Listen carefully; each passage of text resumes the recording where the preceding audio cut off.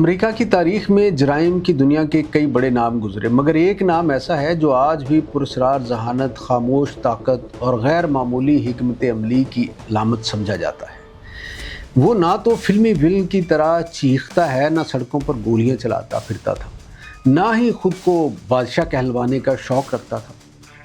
چھوٹا قد، خاموش طبیعت، باریک آنکھیں اور ذہن ایسا کہ بڑے بڑے مافیا ڈان بھی اس کے سامنے حساب کتاب کے شاگرد لگتے تھے۔ یہ شخص تھا میئر لینسکی، جسے دنیا اکاؤنٹنٹ آف دی میئر کہتی ہے، مگر حقیقت میں وہ جرائم کی دنیا کا فیڈرل ریزرو تھا۔ 1902 میں روسی سلطنت کے علاقے بیلاروس میں پیدا ہونے والا ایک آدھا یہودی آدھا روسی لڑکا، جس کا اصل نام مائر سوچولنجسکی تھا، غربت، ہجرت، نفرت کے ماحول میں پلنے والا یہ بچہ جب امریکہ پہنچا تو اس کے پاس نہ دولت تھی، نہ اثر و رسوخ، نہ کوئی سیاسی خاندان، صرف ایک چیز تھی: غیر معمولی دماغ۔ نیو یارک کی گندی گلیوں میں جہاں غربت بچوں کو یا تو مزدور بناتی تھی یا محروم، وہاں نوجوان مائر نے تیسرا راستہ چنا۔ وہ منتظم بن گیا۔ وہ لڑائی نہیں کرتا تھا، لڑائیوں کو کنٹرول کرتا تھا۔ یہ وہ زمانہ تھا جب امریکہ میں شراب پر پابندی تھی۔ پورا ملک خفیہ شراب، جوا، اسمگلنگ اور گینگ وارز کی آگ میں جل رہا تھا۔ اطالوی مافیا، آئرش گینگز، یہودی جرائم پیشہ گروہ، سب ایک دوسرے کا خون بہا رہے تھے۔ مگر اسی خون آلود دور میں ایک خاموش نوجوان نے سوچا کہ اگر جرائم کو کاروبار کی طرح چلایا جائے تو طاقت ہمیشہ قائم رہ سکتی ہے۔ اور یہی وہ لمحہ تھا جہاں لکی لوسیانو، بگسی سیگل اور میئر لینسکی کی دوستی نے امریکی انڈر ورلڈ کا نقشہ بدل دیا۔ کہا جاتا ہے کہ یہ تینوں صرف گینگسٹر نہیں تھے، یہ کارپوریٹ مافیا کے بانی تھے۔ نیو یارک سے نیو جرسی، پھر شکاگو، فلوریڈا، لاس ویگاس اور کیوبا تک، جوا، منی لانڈرنگ، خفیہ شراب، جسم فروشی، حتیٰ کہ سیاسی روابط، ہر چیز ایک نیٹ ورک میں بدل دی گئی۔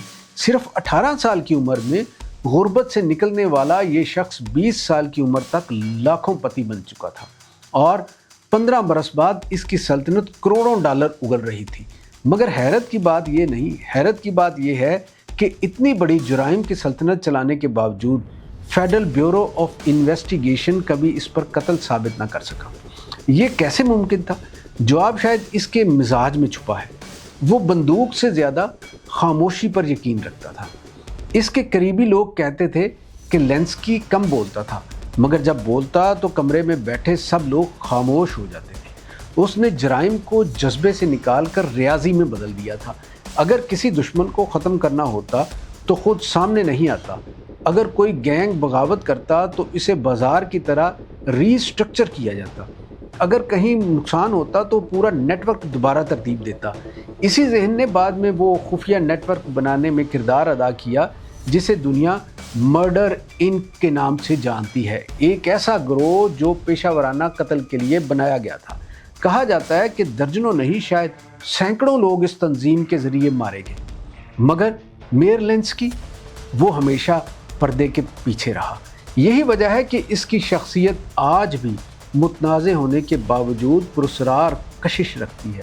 اگر آپ غور کریں تو دنیا کے ہر معاشرے میں ایسے کردار پیدا ہوتے ہیں۔